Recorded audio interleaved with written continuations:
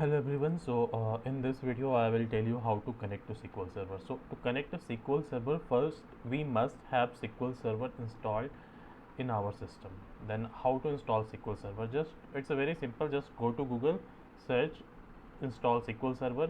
You will redirect to SQL Server website and just install the SQL Server. That is very simple step. Okay, when we have the SQL Server installed, so we have a two option. Okay, one is either window authentication or another is like either server name.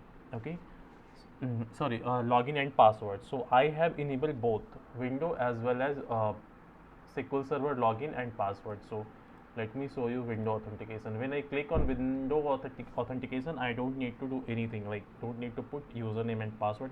I can connect easily. Okay, so how to enable that another kind of authentication, like if when we have window authentication and we want to uh, enable other SQL Server authentication or both. So it's a very simple. Just right click here, go to the property. Okay, advanced permission, view connect, hold on, database setting, connection, security. Yes, security, we can see I have enabled SQL Server and window authentication mode.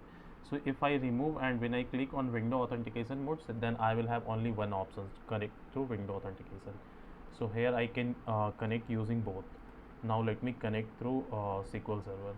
So to connect a SQL Server, we just need a username and password. So what is username and password? So when we enable the SQL Server in authentication, that time we have to create our user and we have to give the password also. Okay, property, connection. Yes, so we have both enabled. So I am able to connect with both either window authentication and SQL Server authentication. Other thing like adding user, giving permission to user. What a permission means, like either entire database permission or table permission, read write permission. This kind of things are mostly done by database administrator. So we don't need to go in this detail. We just need to understand how to connect. After that, we have to work on a SQL query. Okay, that's all about how to connect SQL Server. Thank you.